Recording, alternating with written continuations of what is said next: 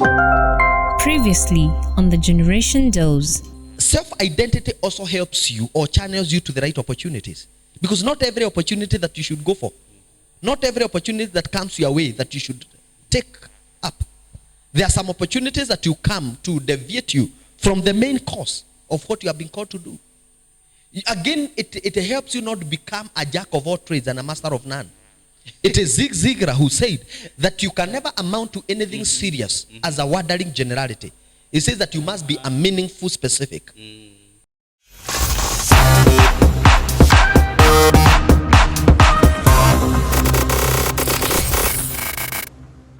Welcome to yet another episode of the Generation Dose, and today we are talking about children ministry, and with me is Reverend Paul Machira, well known as Uncle Paul. Karibu sana, Uncle Paul. Thank you very much, Kim. Yeah, it's good to have you. It's nice to be here. This is the Generation Dose, bana. Kabisa. Watoto na watu wazima wapewe dawa. Kabisa. You know, there's a song that we used to say, Kuna dawa, kuna dawa. Maybe that should be the cover tone for... Bas, ebu kwanza tuifanye kidogo. Kuna dawa, kuna dawa. Hey, yeah. Kuna dawa, kuna dawa. Dawa ni Yesu. I don't know the lyrics. All right. So hiyo dawa ndio tunapea watu. Hiyo generation dose. That one we must give to...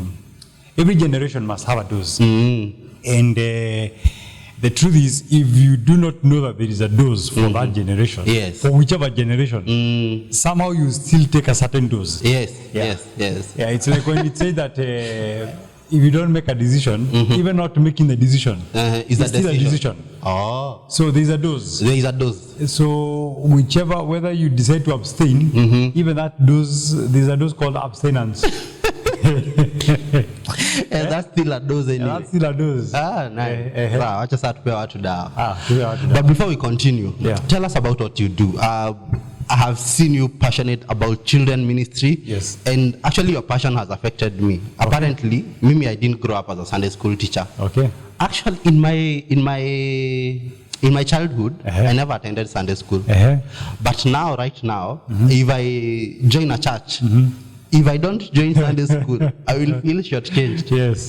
So tell me, why Sunday school and what do you do basically as a children's pastor? Okay, so first and foremost, I am a father.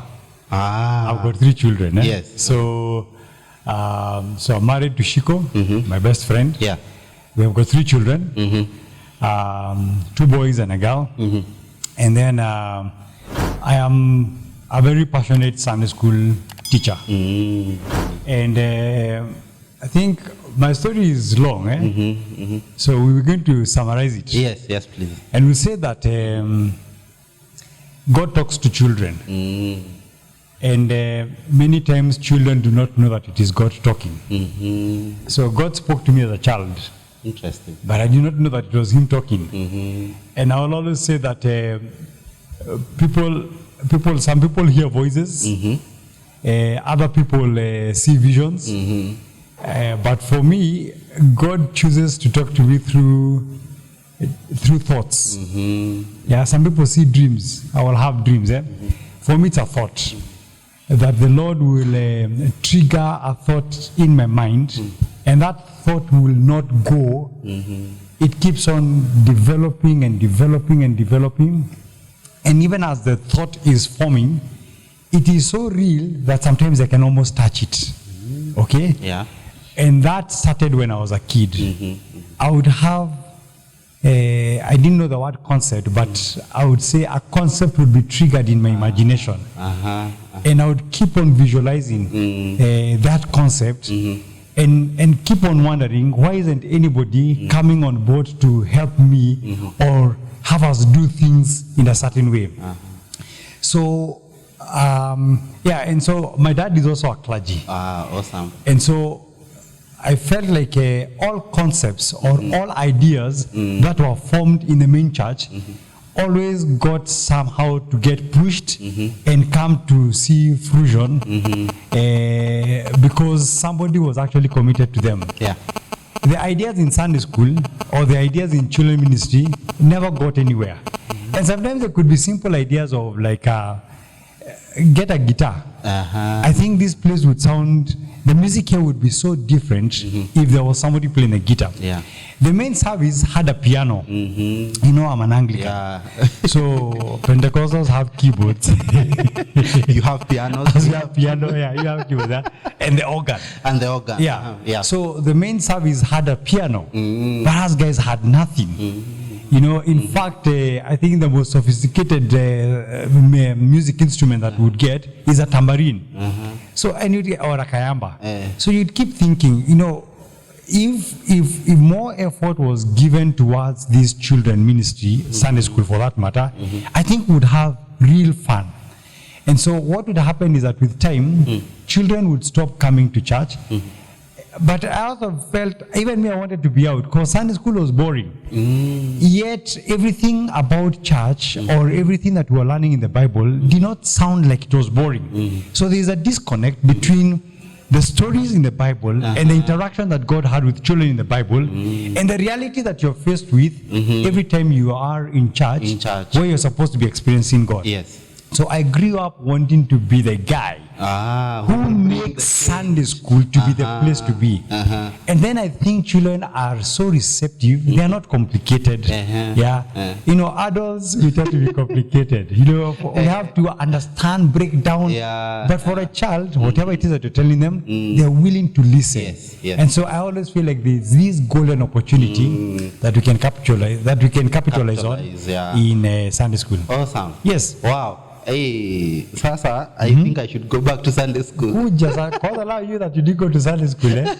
How did you make it? Anyway. Sasa, now, I have seen you with the Sunday school team at All Saints Cathedral. And there is this project that you are having called the CTC, Children and Teen Center. Yes. What is it about? What is the CTC? The Children and Teen Center, CTC, is, in a nutshell, the church envisions to have a hub. You see, children ministry, just like any other ministry, is a complex ministry. In fact, if I was to put it in a business sense, children are big business. So big a business that anyone who dares to venture into the area of children must be prepared to unpack the whole lot. And so children ministry is a complex ministry. And so if you are going to do ministry effectively among children and teenagers, then you will need to unpack. So the CTC is a hub that envisions to attract, develop, and disseminate resources. When we talk of resources, we're talking about human resource, we're talking about technological resource, we're talking about intelligent resources. You know, anything that is called a resource. So it's a hub that seeks to attract, develop, and disseminate resources to be able to equip the church so that the church can effectively minister to children and teenagers in this generation. So it becomes then important for us to see that, understand that children ministry or any ministry for that matter is complex. And if we are going to do justice in doing ministry to the children, then we need to attract, develop, and disseminate those resources. And that seems to be what happens in almost every other ministry. When you are a praise and worship leader, and you know that it's not everybody you get on the mic. Certainly. It's not everybody you get behind the keys, even the drum sets. So if you're going to form a band, you will first of all need to attract people. Because again, the kind of people you attract will highly also influence the kind of music that you play. So you need to attract. Then you need to develop. So what do? You practice together. But then if you just practice among yourselves and you never get to share whatever it is you're practicing with the world or with others, then it becomes a very individualistic kind of a thing. So look at it in terms of like a band. We are attracting people who are passionate about children ministry. We are developing them. We are practicing together. And then we are sharing in the world the best practices of how you can minister to children and teenagers in this generation. Awesome. Uh-huh. I think that's a very important and a very key thing, because I don't think many churches have focus on. I have met very few pastors who have keen interest in children. Yes. And many of them, they will invest in structures for the bigger team, for the youth church. Yeah. But Sunday school, wanaacha wasome kwa nyasi nje. And you know, this is it goes back to the Bible days. When Jesus, you remember in Mark 12, is it Mark 12 or Mark 13? When parents brought children to Jesus, and the disciples, apostles, these are great the guys. apostles themselves. Apostles themselves, buddies, I mean, kitchen cabinet of Jesus. Was like, what is this, banner? Yeah, we are trying to do serious things here. You guys are bringing watoto. Yeah, so they actually chased them away. And the Bible says that Jesus Christ was indignant. You know, he was like, banner, what's wrong with you? So the truth of the matter is, not much focus has been given to children in terms of their spiritual development. Yeah.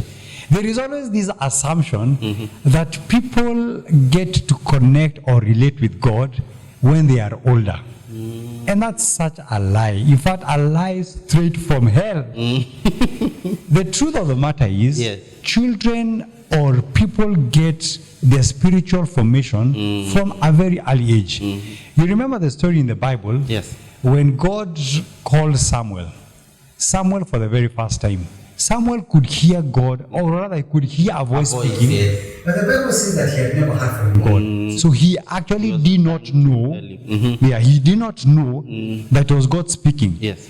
So he had to run to Eli. And he actually ran to Eli 3 times. 3 times, It's yeah. not until Eli said to him, the next time he calls, say, here I am, Lord, I am listening. Yes.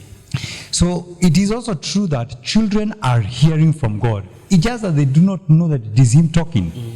Those thoughts that the Lord would trigger in my mind, it is the Lord talking to me as a small kid. But there was not much interaction with Sunday school teachers or pastors to actually say, this guy, okay, whatever this kid is thinking is actually, it could be the Lord triggering these kind of thoughts. Yeah. So I want to agree with you. There has not been much effort, but that has been given towards the spiritual nature of children. Yeah. Coming up on the Generation Dose.